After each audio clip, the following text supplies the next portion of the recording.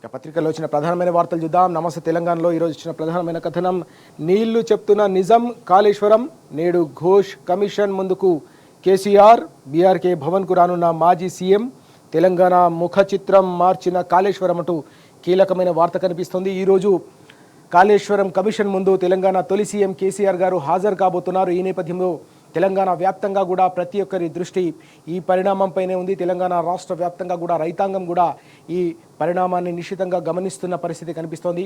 తెలంగాణ ఉద్యమ రథసారథి, తెలంగాణ సాధించిన తర్వాత 10 ఏళ్లలో తెలంగాణకు సంబంధించిన రైతాంగానికి సాగునీటి కష్టాలను ఏ విధంగా తీర్చారో ప్రతి అన్నదాతకు తెలుసు. ఈ క్రమంలోనే ఏకంగా కాళేశ్వరం కమిషన్ ముందు కేసీఆర్ గారు హాజరు కావడం అనేది అత్యంత కీలక పరిణామంగా కనిపిస్తూ ఉంది. గతంలో దశాబ్దాల పాటు సాగునీటి కోసం అరిగోసపడ్డాడు తెలంగాణ అన్నదాత. ఓవైపు గోదావరి, మరోవైపు కృష్ణకు సంబంధించి వేల టీఎంసీల నీళ్లు సముద్రంలో వృధాగా పోతున్నా కూడా సమైక్య రాష్ట్రంలో విధ్వంసం తప్ప వికాసం కనిపించని పరిస్థితి. ఈ క్రమంలోనే కేవలం అనతి కాలంలోనే 3.5-4 ఏళ్ల కాలంలోనే కాలంతో పోటీపడి కాళేశ్వరం ప్రాజెక్టును కేసీఆర్ గారు పూర్తి చేశారు. ప్రపంచంలోనే ఒక ఇంజనీరింగ్ మార్వల్గా కాళేశ్వరం ప్రాజెక్టు నిలిచిపోయిన సందర్భం కూడా యావత్ దేశం చూసింది, యావత్ ప్రపంచం చూసిన సందర్భం.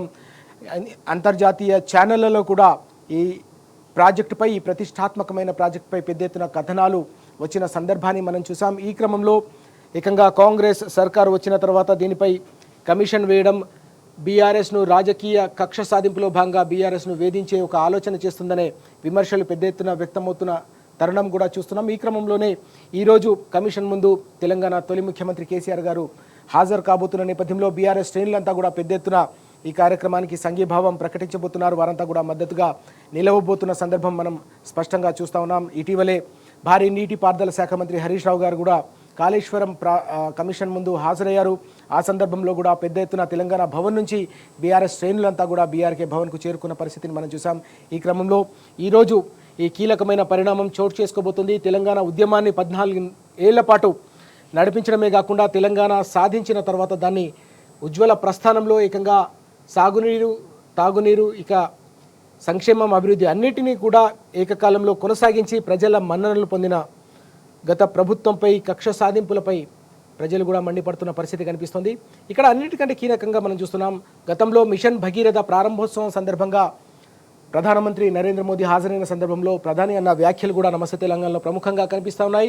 మిషన్ భగీరథ ప్రారంభోత్సవంలో దేశ ప్రధాని చెప్పారు, కేసీఆర్ ఎప్పుడు కలిసినా నీళ్ల గురించే మాట్లాడేవారు, నీళ్లు ఆయన జీవితకాలపు మిషన్ అయిపోయిందని, ఆ నీళ్ల కోసం కేసీఆర్ నిద్రలేని రాత్రులు గడిపారు, ఢిల్లీ చుట్టూ, మహారాష్ట్ర చుట్టూ తిరిగారు, కొండలు గుట్టలు ఎత్తుపల్లాలు కొలిచారు, 3 సీఎంలను మెప్పించి ప్రారంభోత్సవానికి రప్పించారని చెప్పేసి ఆనాడు ప్రధాని కూడా కితాబిచ్చిన సందర్భం. వాస్తవానికి గతంలో సమైక్య రాష్ట్రంలో ఉన్న సందర్భంలో ఉమ్మడి రాష్ట్రంలో కాంగ్రెస్ ప్రభుత్వం, మహారాష్ట్రలో కాంగ్రెస్ ప్రభుత్వం, అలాగే కేంద్రంలో యూపీఏ ప్రభుత్వం ఉన్నప్పటికీ కూడా ప్రాణహిత చేవెళ్ల ప్రాజెక్టు ఒక్క అడుగు కూడా ముందుకు సాగని సందర్భం. ఈ క్రమంలోనే ఆ ప్రాజెక్టును రీడిజైన్ చేసి కేబినెట్ ఆమోదంతో ఏ విధంగా గోదావరి జలాలను ఒడిసిపట్టి తెలంగాణకు సంబంధించిన బీళ్లను సస్యశ్యామలం చేయాలనే ఒక మహత్తరమైన రీడిజైనింగ్ చేసిన సందర్భం కనిపించింది. ఈ క్రమంలోనే గతంలో మిషన్ భగీరథకు హాజరైన సందర్భంలో ప్రధాని కేసీఆర్ గారికి నీళ్ల పట్ల ఉన్న ప్రేమ కావచ్చు, తెలంగాణ రైతుల కష్టాలను తీర్చాలన్న తపన, ఆ మహాయజ్ఞాన్ని ఏ విధంగా కొనసాగిస్తున్నారనే అంశాన్ని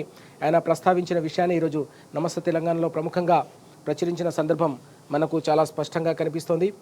ఆ దార్శనికుడిని ఎదుర్కోలేక నీలాప నిందలు, విచారణల పేర వేధింపులు, రాజకీయ కక్ష సాధింపులు, కుట్రలు, కుత్సిత్సాలు. కానీ గుర్తుంచుకోవాల్సింది ఏమిటంటే కుతంత్రాలకు ఆర్భాటం ఎక్కువ, ఆయుష్ తక్కువ.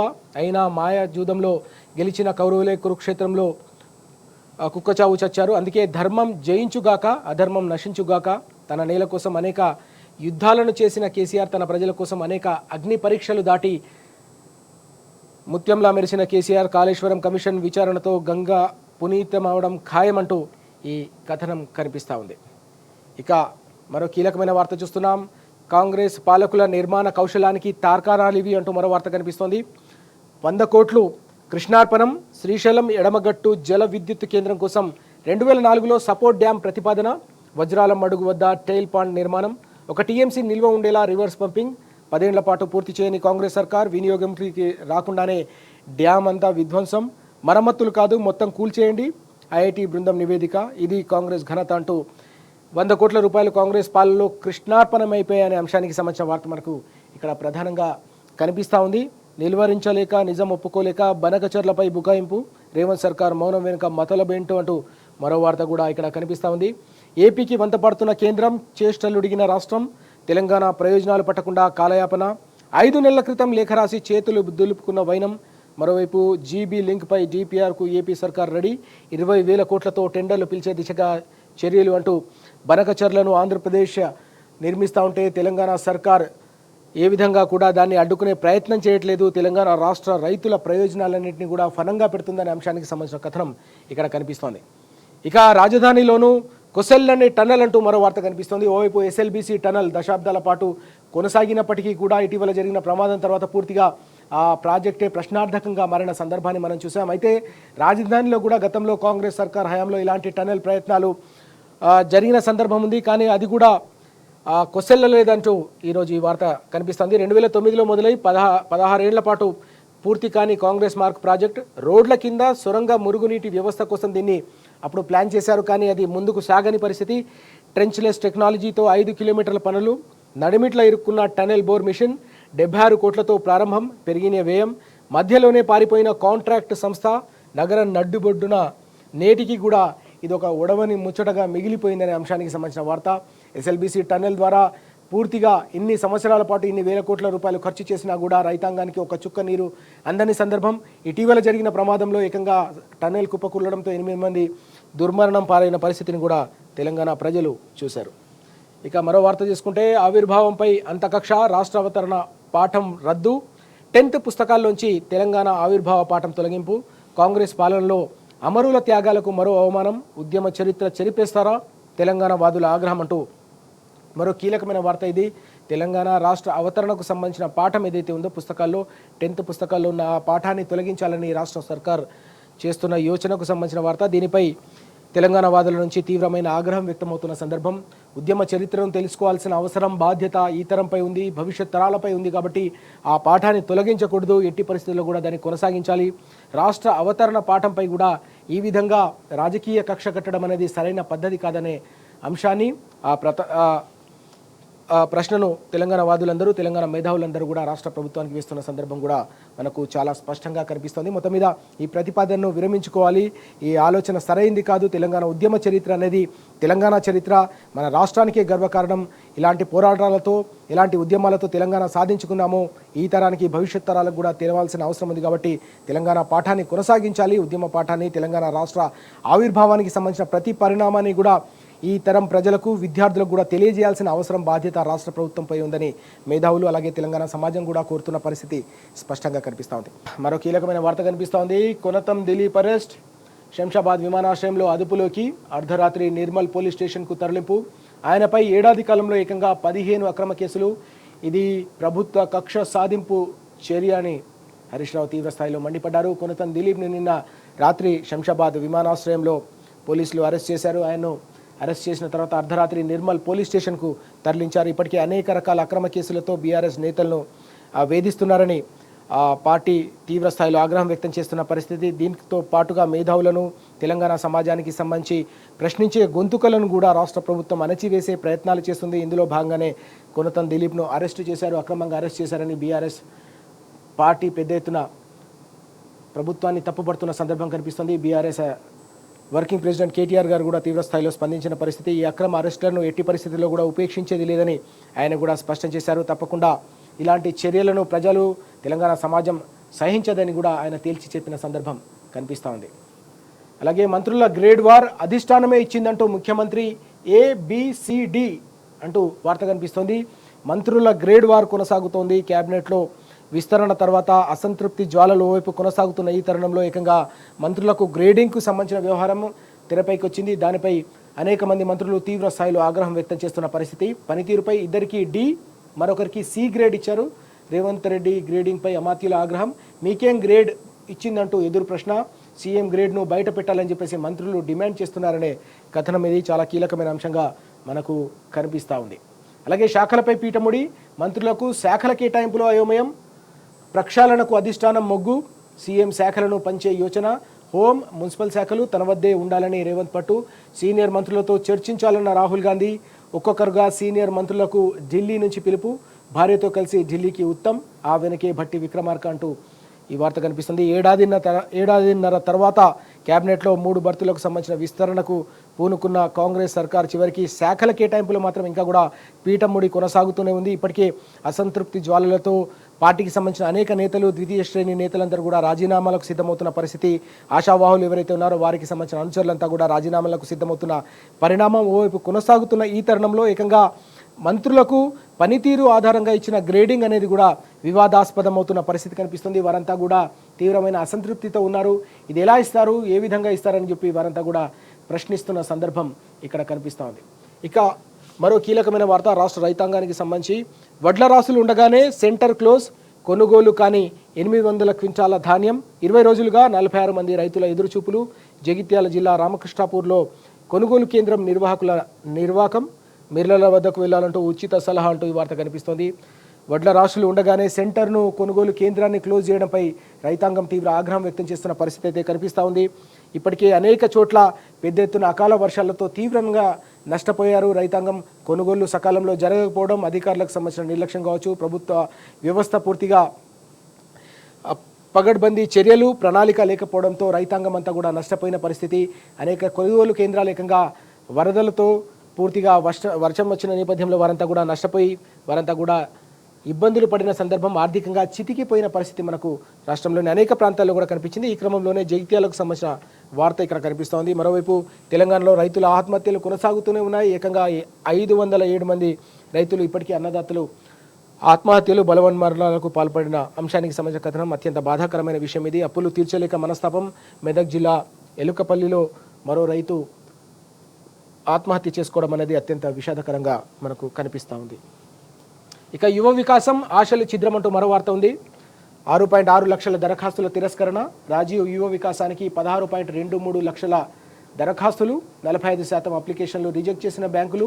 నిరుద్యోగుల ఆశలపై నీళ్లు కుమ్మరించిన సర్కార్ అంటూ ఈ వార్త.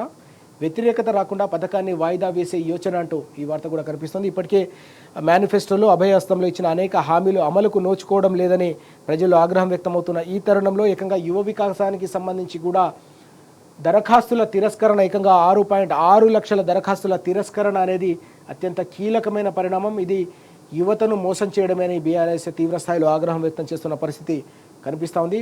45% అప్లికేషన్లు రిజెక్ట్ చేసిన బ్యాంకులు అంటూ ఈ వార్త కనిపిస్తుంది.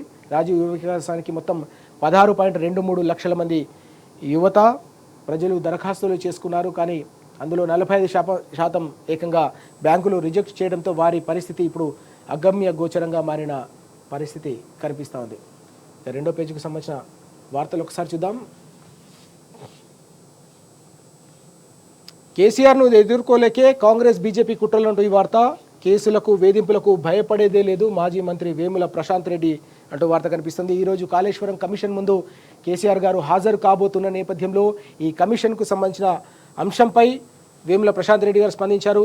చాలా స్పష్టంగా చెప్తున్న పరిస్థితి ఇది. కాంగ్రెస్ సర్కార్ కేవలం తెలంగాణ ఉద్యమ రథసారథి, తెలంగాణ తొలి ముఖ్యమంత్రి కేసీఆర్ గారిని రాజకీయంగా ఎదుర్కోలేకే ఈ విధంగా రాజకీయ కక్ష సాధింపులకు పాల్పడుతున్నారు. అయితే ఇలాంటి కుట్రలకు మేము భయపడే ప్రసక్తే లేదని చెప్పి ప్రశాంత్ రెడ్డి గారు చాలా స్పష్టంగా చెప్పిన సందర్భం కనిపిస్తూ ఉంది.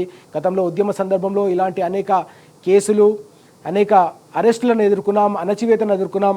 ఇది ఒక లెక్క కాదు, తప్పకుండా దీనిపై కూడా పోరాడతాం, దీని నుంచి కూడా తప్పకుండా బయటపడతామని చెప్పి ఆయన చాలా స్పష్టంగా చెప్పిన పరిస్థితి. తెలంగాణ రాష్ట్ర ప్రభుత్వం బీఆర్ఎస్ నాయకత్వంలో, గతంలో ముఖ్యమంత్రి కేసీఆర్ గారి నాయకత్వంలో తీసుకున్న ప్రతి నిర్ణయం కూడా ఒక మానవీయ కోణంతో, ఒక సంక్షేమ రంగంలో మానవీయ కోణాన్ని, అభివృద్ధి రంగంలో మెరుపు వేగాన్ని కొనసాగిస్తూ తెలంగాణను సస్యశ్యామలం చేసిన తెలంగాణ తొలి ముఖ్యమంత్రి కేసీఆర్ గారిపై ఇలాంటి కక్ష సాధింపును తెలంగాణ సమాజం కూడా ఎట్టి పరిస్థితుల్లో సహించే ప్రసక్తే లేదని ప్రశాంత్ రెడ్డి గారు చాలా స్పష్టంగా హెచ్చరించిన సందర్భం. కేసీఆర్కు నోటీసులు కాంగ్రెస్ కుట్రే, కక్ష సాధింపులో రేవంత్కు ప్రజాకోర్టులో శిక్ష తప్పదని మాజీ ఎమ్మెల్యే జీవన్ రెడ్డి గారు కూడా చాలా స్పష్టంగా చెప్తున్న పరిస్థితి. ఇలాంటి కక్ష సాధింపులకు తప్పకుండా మూల్యం చెల్లించుకోవాల్సి వస్తుంది. ప్రజాకోర్టులో తప్పకుండా ప్రజలన్నీ కూడా గమనిస్తూ ఉన్నారు, ప్రతి పరిణామాన్ని నిశ్చితంగా గమనిస్తూ ఉన్నారు. గతంలో వారంతా కూడా గోదావరి అలాగే కాళేశ్వరం ప్రాజెక్టు ద్వారా అందిన ఫలితాలతో వారంతా కూడా సంతృప్తి వ్యక్తం చేసిన పరిస్థితి. పంజాబ్నే తలదన్నే స్థాయిలో తెలంగాణలో దిగుబడి సాధించి దేశానికే ఒక అన్నపూర్ణ లాగా తెలంగాణ తీర్చిదిద్దిన పరిస్థితి. తెలంగాణ రైతుల సంఘటిత శక్తిలో ఉన్న బలాన్ని యావత్ దేశం కూడా చవిచూసిన సందర్భం.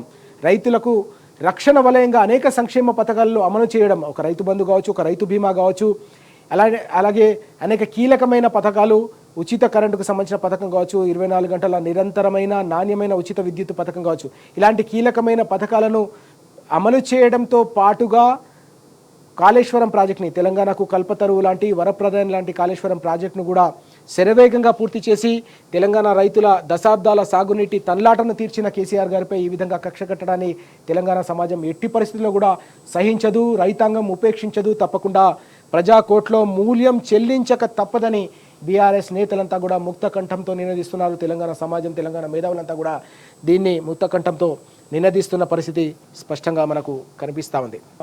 42% రిజర్వేషన్లు కల్పించాల్సిందే, లేదంటే స్థానిక ఎన్నికల్లో కాంగ్రెస్ పార్టీని ఓడిస్తామంటూ బీసీ జనసభ రాష్ట్ర అధ్యక్షుడు రాజారాం యాదవ్ పిలుపునిచ్చారు. కామారెడ్డి బీసీ డిక్లరేషన్ ప్రకారం బీసీలకు 42% రిజర్వేషన్ స్థానిక సంస్థల్లో తప్పనిసరిగా కల్పించాల్సిందే, లేకపోతే కాంగ్రెస్ను తెలంగాణ ప్రజలు, అన్నిటికంటే ముఖ్యంగా బీసీలు భూస్థాపితం చేస్తారని నిన్న ఆయన హెచ్చరించిన పరిస్థితి కనిపించింది. అలాగే కేసీఆర్ చిత్రపటానికి క్షీరాభిషేకం అంటూ మరో వార్త కూడా కనిపిస్తోంది. రాజన్న సిరిసిల్ల జిల్లా ఇల్లంతకుంట మండలం కందికట్కూరు గ్రామంలో అనేక మంది బీఆర్ఎస్ శ్రేణులు, ప్రజలందరూ కూడా కేసీఆర్ గారి చిత్రపటానికి క్షీరాభిషేకం చేశారు. తెలంగాణ రాష్ట్రానికి, రైతాంగానికి సాగునీరు అందించిన కేసీఆర్ గారిని ఇలా వేధించడం, నోటీసుల పేరిట కక్షగట్టి ఆయనపై వేధించడం, ఆయన ప్రతిష్టను దిగజార్చే ప్రయత్నం చేయడాన్ని ఎట్టి పరిస్థితుల్లో కూడా సహించే ప్రసక్తే లేదని వారంతా కూడా హెచ్చరించిన సందర్భం కనిపించింది. ఇక మరో వార్త, ఘనంగా రావుల చంద్రశేఖర్ రెడ్డి గారికి సంబంధించిన జన్మదిన వేడుకలు నిన్న నందినగర్లో జన్మదిన వేడుకలు జరిగాయి. రావుల చంద్రశేఖర్ రెడ్డి గారి జన్మదినానికి కేటీఆర్ గారు హాజరై ఆయనకు కేక్ తినిపిస్తున్న సందర్భం, శుభాకాంక్షలు తెలిపిన సందర్భం మనకు ఫోటో ఐటమ్గా నమస్తే తెలంగాణలో కనిపిస్తూ ఉంది. ఇక అధైర్యపడద్దు, అండగా ఉంటాం, తనను కలిసిన గద్వాల సీడ్ పత్తి రైతులకు కేటీఆర్ భరోసా, అసెంబ్లీలో ఈ అంశాన్ని లేవనెత్తుతాం హరీష్ రావు అంటూ ఈ వార్త కూడా కనిపిస్తూ ఉంది. అనేక మంది రైతులు నిన్న నందినగర్లో కేటీఆర్ గారిని కలిశారు. నందికట్కూరుకు సంబంధించి అలాగే గద్వాల సీడ్ పత్తి రైతులు కూడా కలిసిన పరిస్థితి కనిపిస్తూ ఉంది. వారంతా కూడా చెప్తున్న మాట ఒకటే, అనేక కీలకమైన సందర్భాల్లో రైతులు ఎదుర్కొంటున్న కీలకమైన సమస్యలు ఏవైతే ఉన్నాయో వారంటిని కూడా పరిష్కరించేందుకు వారంతా కూడా నందినగర్ కావచ్చు, తెలంగాణ భవన్కు తరలి వస్తున్న పరిస్థితి, పార్టీ కార్యాలయం జనతా గ్యారేజ్గా కూడా మారిన సందర్భం కనిపిస్తుంది. ఈ క్రమంలోనే అనేక మంది రైతులు, సీడ్ రైతులు, పత్తి రైతులు వారంతా కూడా పత్తి విత్తనాలకు సంబంధించిన మోసంతో నష్టపోయి లక్షల రూపాయలు నష్టపోయి ఆర్థికంగా చితికిపోయిన పరిస్థితి. వారంతా కూడా నిన్న కేటీఆర్ గారిని కలిశారు. బాధిత రైతులకు అండగా నిలవాలని చెప్పేసి పార్టీ నిర్ణయించిన నేపథ్యంలోనే నిన్న జిల్లా కలెక్టర్తో కూడా కేటీఆర్ గారు స్వయంగా ఫోన్లో మాట్లాడారు. తప్పకుండా రైతులకు సంబంధించిన కష్టాలు తీర్చాలి, ఏదైతే సీడ్ కంపెనీ ఉందో ఆ కంపెనీ నుంచి పరిహారం అందించాలని ఆయన కూడా కోరిన సందర్భం. ఈ క్రమంలోనే వారంతా కూడా నిన్న తెలంగాణ భవన్ కూడా పెద్ద ఎత్తున చేరుకొని తమ సమస్యను పరిష్కరించాలని చెప్పేసి వారంతా కోరిన పరిస్థితి మనకు ఇక్కడ కనిపిస్తూ ఉంది. కళ్యాణ లక్ష్మితో కాలేజీకి అడుగులు అంటూ మరో వార్త కూడా ఇక్కడ మనం చూస్తున్నాం. అలాగే ఇథనాల్ ఫ్యాక్టరీ పెట్టుడే అంటూ వార్త కనిపిస్తోంది. కేంద్రమే ప్రోత్సహిస్తున్నది, అదే బాటలో మేము రైతులను ఒప్పించినాం, త్వరలో పనులు చేస్తాం, పరిశ్రమల శాఖ మంత్రి శ్రీధర్ బాబు స్పష్టీకరణ అంటూ ఈ వార్త. అలాగే ఇథనాల్ ఫ్యాక్టరీ రద్దయితేనే అసలైన పండుగ, నేడు ఏరువాక పౌర్ణమి పండుగ చేసుకోం, పెద్ద ధన్వాడ చిన్న ధన్వాడ రైతుల సమిష్టి నిర్ణయం అంటూ వార్త కనిపిస్తుంది. వారంతా కూడా తమ గ్రామాలను కాపాడుకునేందుకు అనేక రోజులుగా కూడా ఇథనాల్ ఫ్యాక్టరీకి వ్యతిరేకంగా ఆందోళన వ్యక్తం చేస్తున్న పరిస్థితి, అనేక రకాల నిరసన కార్యక్రమాలు, ఆందోళన కార్యక్రమాలు కూడా ఇప్పటికీ నిర్వహించిన సందర్భం. ఈ క్రమంలో ప్రభుత్వం అయితే ముందుకెళ్లాలని ఆలోచన చేస్తున్నప్పటికీ కూడా ప్రజలు మాత్రం ససేమిరా అంటున్న పరిస్థితి. తమ పండుగలు కూడా జరుపుకోకుండా తప్పకుండా తమ నిరసన పర్వాన్ని కొనసాగిస్తామని వారంతా కూడా స్పష్టం చేస్తున్న సందర్భం మనకు ఇక్కడ కనిపిస్తూ ఉంది. ఇథనాల్ ఫ్యాక్టరీ ఏర్పాటుపై నివేదిక ఇవ్వాలి, ఎస్సీ ఎస్టీ కమిషన్ చైర్మన్ బక్కి వెంకటయ్య ఆదేశం అంటూ కనిపిస్తోంది వార్త. గద్వాల కలెక్టరేట్లో ఎస్సీ ఎస్టీ కమిషన్ చైర్మన్ వెంకటయ్యకు నిన్న వినతి పత్రం అందజేస్తున్న బీఆర్ఎస్ యువజన విభాగం నాయకులు అంటూ ఈ వార్త. SC ST commission chairman Venkataiah గారికి నిన్న అనేక మంది నేతలంతా కూడా కలిసి, యువజన విభాగం నేతలంతా కూడా కలిసి ఈ ఇథనాల్ ఫ్యాక్టరీకి సంబంధించిన అంశంపై ఫిర్యాదు చేశారు. తప్పకుండా దీన్ని రద్దు చేయాలని వారంతా డిమాండ్ చేస్తున్న పరిస్థితి కనిపిస్తోంది. తమ జీవితాలు, తమ గ్రామాలన్నీ కూడా కబలించే ఈ ప్రాజెక్టును ఎట్టి పరిస్థితుల్లో కూడా కొనసాగించవద్దని వారంతా డిమాండ్ చేస్తున్న సందర్భం మనకు కనిపిస్తోంది.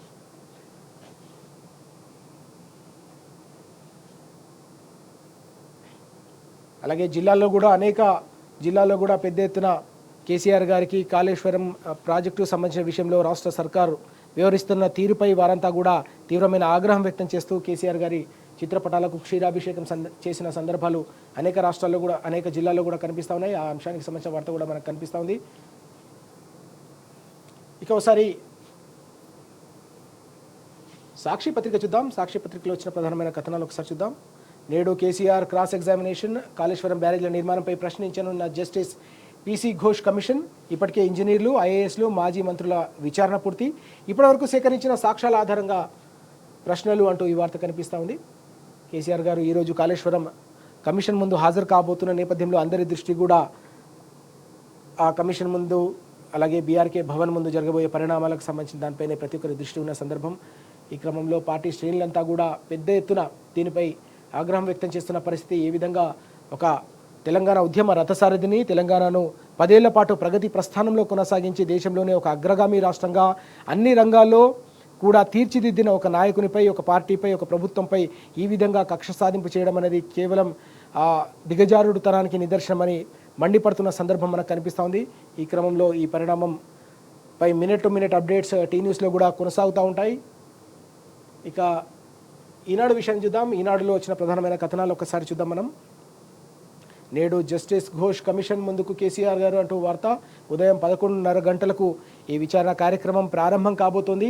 ఆయనతో పాటు పలువురు ముఖ్య నేతలు వెళ్లే అవకాశం ఉన్నట్టుగా కూడా కనిపిస్తూ ఉంది. విచారణ తుది దశకు చేరుకుంటోంది. ఈ క్రమంలోనే ఈరోజు కేసీఆర్ గారు కమిషన్ ముందు హాజరు కాబోతున్న అంశానికి సంబంధించిన వార్త. తప్పకుండా తెలంగాణ ప్రజల కోసం ఏ నిర్ణయం తీసుకున్నా తెలంగాణ సమాజం కోసం, తెలంగాణ ప్రజల కోసం తీసుకున్నాం కాబట్టి తప్పకుండా విచారణకు హాజరవుతామని బీఆర్ఎస్ ఇప్పటికే స్పష్టం చేసిన సందర్భం మనం చూసాం. ఏ విధంగా కేబినెట్ నిర్ణయంతో ప్రాజెక్టును రీడిజైన్ చేయడమే కాకుండా కేవలం 3.5 ఏళ్ల కాలంలో ప్రాజెక్టు ఫలితాలను అందించడం అనేది అత్యంత కీలకమైన పరిణామం. ఇది దేశ చరిత్రలోగానే కాదు, ప్రపంచ చరిత్రలోనే ఇంత భారీ ప్రాజెక్టును ఏకకాలంలో ఓవైపు పంప్ హౌస్లు, మరోవైపు బ్యారేజీలు, ఇంకోవైపు అండర్ గ్రౌండ్ టన్నెల్స్, ఇంకోవైపు రిజర్వాయర్లు, కాలువలు, అలాగే అనేక రకాల సబ్స్టేషన్ల నిర్మాణం పూర్తి చేసి ఏకకాలంలోనే ప్రాజెక్టు ఫలితాలను ప్రజలకు అందించడంతో పాటుగా, రైతులకు అందించడంతో పాటుగా తెలంగాణలో ఒక వ్యవసాయ విప్లవానికి నాంది పలికిన కీలకమైన పరిణామాన్ని, కీలకమైన ప్రాజెక్టును ఈ విధంగా బురద జల్లడం అనేది సరైన పద్ధతి కాదు. దీన్ని ఎట్టి పరిస్థితుల్లో కూడా సహించరు. ఇది కేవలం ఇప్పుడే కాదు, వచ్చే 100 ఏళ్ల పాటు కూడా తెలంగాణకు ఒక కల్పతరువులాగా, ఒక వరప్రధానిగా కాళేశ్వరం ప్రాజెక్టు నిలిచి ఉంటుందని తెలంగాణ సమాజం అంతా కూడా నమ్ముతున్న ఈ తరుణంలో ఇలాంటి రాజకీయ కక్ష సాధింపును ఎట్టి పరిస్థితుల్లో కూడా సహించే ప్రసక్తే లేదని తెలంగాణ సమాజం స్పష్టం చేస్తున్న సందర్భాన్ని కూడా మనం చూస్తూ ఉన్నాం.